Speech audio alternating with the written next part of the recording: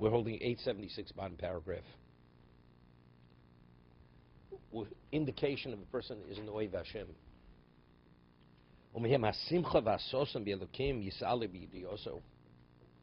A person who has, we say, Ashrenu Matov Chelkeinu Ma'anorim Gorleinu, right? Person feels fortunate as a Jew. Person has a joy. He has various levels of expressions of simcha. And his understanding, person has a new insight. You come upon another level. You see Hashem's involvement in creation or in your life. Person has simcha.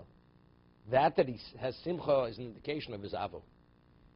Va'kosiv l'ritzono, a person longing, the Ritzoni says, for his favor. Va'gilo ba'avoso, and a person feels joy when he feels Hashem, that he loves Hashem. Va'dveikus b'toroso, a person is committed to his Torah. Ha'chemla al yireov, this is interesting. Chemla al yireov, a person who's a friend to all who fear him. Moshe Amar, Chova ani l'chol asher yirucha. I am a chover. I'm a fellow to all those who fear you. He's not a fellow to every Jew. Those who fear you. We're not saying he doesn't value his fellow Jew, but it means we're speaking about a good friend. To treat the person who fears Hashem differently than somebody who doesn't fear Hashem. Right? I'll give you an example. Your good friend's child, you feel differently than a stranger's child, although he's a Jew. Why? Because there's a relationship between yourself, even though you don't know the child, but he's the child of your friend. So if a person has a special relationship with HaKadosh Baruch Hu, a third party, and you come upon that person, how do you feel towards him? He's special. He's special to God, that person. Therefore, you feel he's special to you. If he's special, he's right, because he reveres Hashem. Those who seek him out, they rejoice. He uses the word glad. I mean, the various levels of joy. V'omar b'derech edvosecho sosti. In the way of your precepts I delight. V'omar nochalti edvosecho la'olam. I've taken possession of your precepts forever. Omar v'ani b'Hashem elozo ogilo belokei yishi. I will rejoice in God. I will rejoice in the God who's my salvation.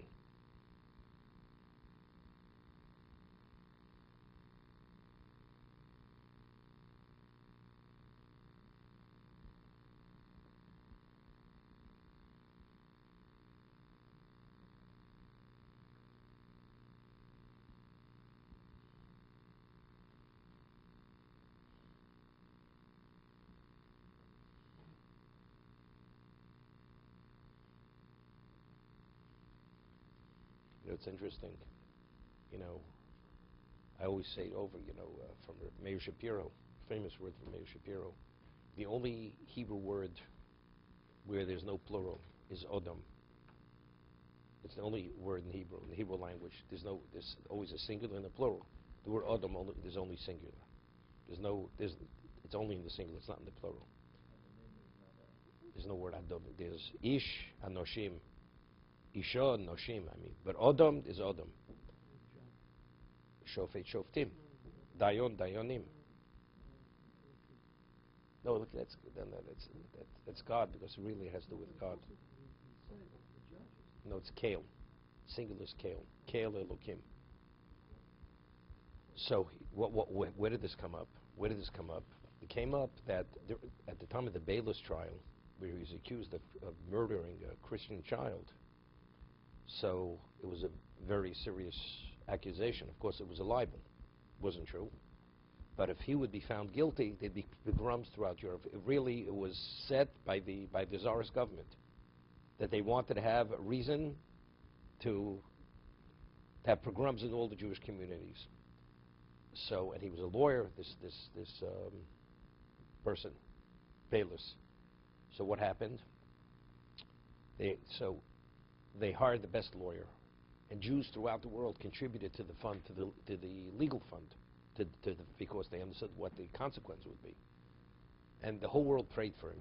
Jews wherever they were, Eretz Yisrael, all countries in Europe, the Middle East, America, they were praying that Bayless should be found innocent, because they understood the consequence of the guilty verdict.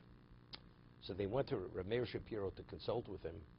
What does he think the prosecutor is going to bring up, which will be actually the basis to convict him? So he says they're going to quote a Gemara.